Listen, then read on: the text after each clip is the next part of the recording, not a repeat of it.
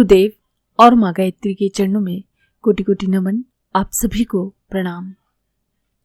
हमारी साधना दृढ़ कैसे हो, कैसे गायत्री साधना के पथ पर हम आगे बढ़ें, उससे पहले हमको ये समझना पड़ेगा कि बिना श्रद्धा विश्वास के हमारी साधना कभी पूरी नहीं हो सकती।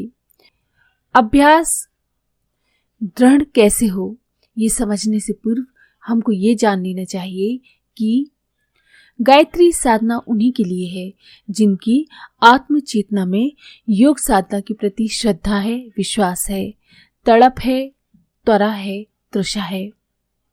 महर्षि पतंजलि और पूज्य गुरुदेव ने ये कहा भी है कि जो भी अपनी साधना को बलवती बनाना चाहते हैं, सच्चे साधक बनना चाहते हैं, जो साधक हैं जिन पर भगवान की कृपा है, उन्हें कोई विघ्न नहीं सताते, उन्हें कोई परेशानी साधना में नहीं होती।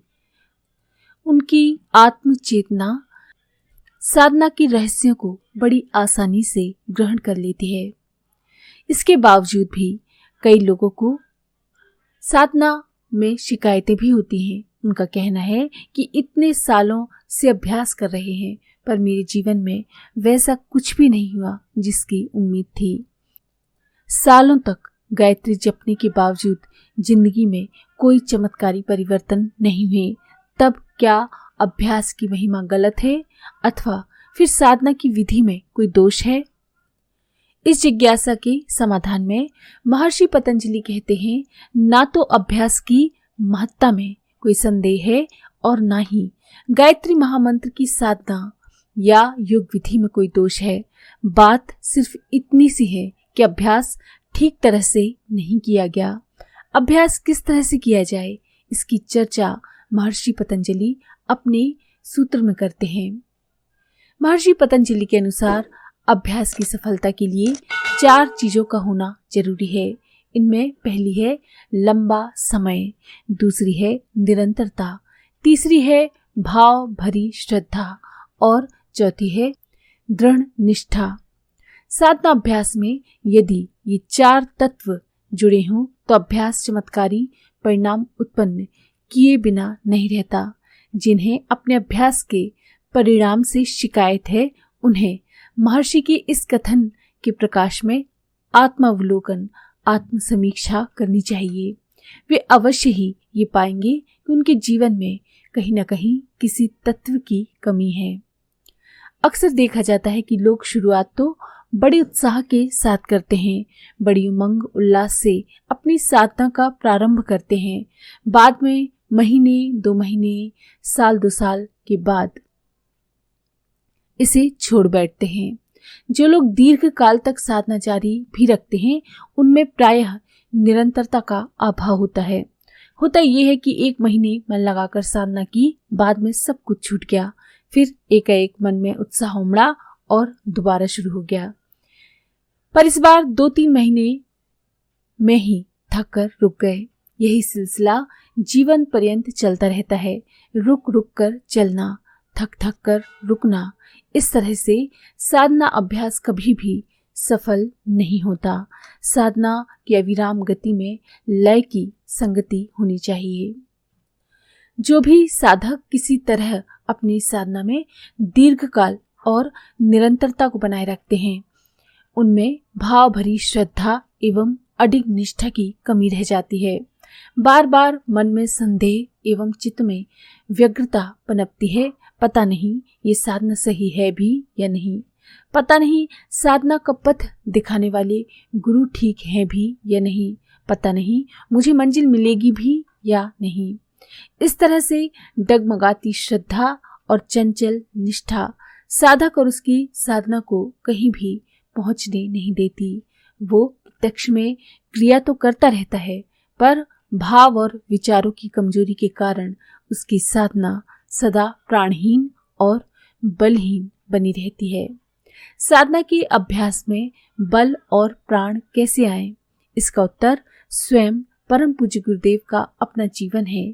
24 वर्षों का दीर्घकाल, उसमें सदा बनी रहने वाली तप की निरंतरता, सद्गुरु और गायत्री मंत्र पर गहन भाव श्रद्धा एवं अविचल अडिग निष्ठा ने ही उन्हें महासाधक और महायोगी होने का गौरव दिलाया।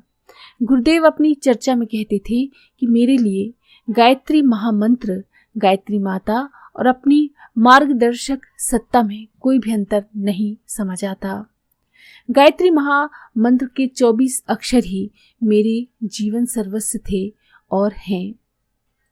अपनी अविराम साधना में पल पल इनमें मैंने अपने प्राण अर्पित किए हैं। यही है आदर्श मानदंड साधना के अभ्यास का। बिना थके, बिना रुके, समर्पित भावनाओं के साथ साधना का अभ्यास करते जाना चाहिए। गायत्री महामंत्र की साधना के संबंध में गुरुदेव की एक बात और मानने योग्य है। वे कहते थे, गायत्री साधना के चमत्कार अनुभव करने हैं तो मन को इधर उधर मत भटकाओ, अधिक नहीं तो अनुष्ठान के नियमों का पालन करते हुए 24-24 हजार के अनुष्ठान करते रहो। समर्पित भाव श्रद्धा के साथ की गई निरंतर निष्ठापूर्वक और लंबे समय की साधना के परिणाम में गायत्री महामंत्र तुम्हें सब कुछ दे देगा। इस साधना में भाव श्रद्धा कैसी हो, इस बारे में गोस्वामी जी महाराज के वचन हैं। पुलक गात हिय सिय रघुबीरू, जिह नाम जप लोचन नीरू।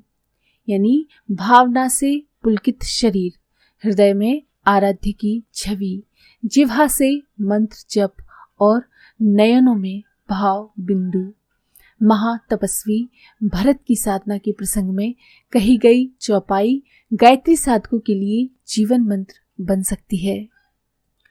साधना करते समय आपका शरीर भावनाओं से भरा हुआ हो, हृदय में माँ गायत्री की छवि विराजमान हो। जब आप आंखें बंद करें तब आपको गायत्री माँ का चित्र दिखे, जिह्वा से मंत्र का जाप हो और आंखों में भाव बिंदु हो। इस तरह से यदि आप साधना करेंगे तो आपकी साधना अवश्य ही रंग दिखाएगी और आपकी साधना अवश्य सफल होगी। आज के लिए इतना ही।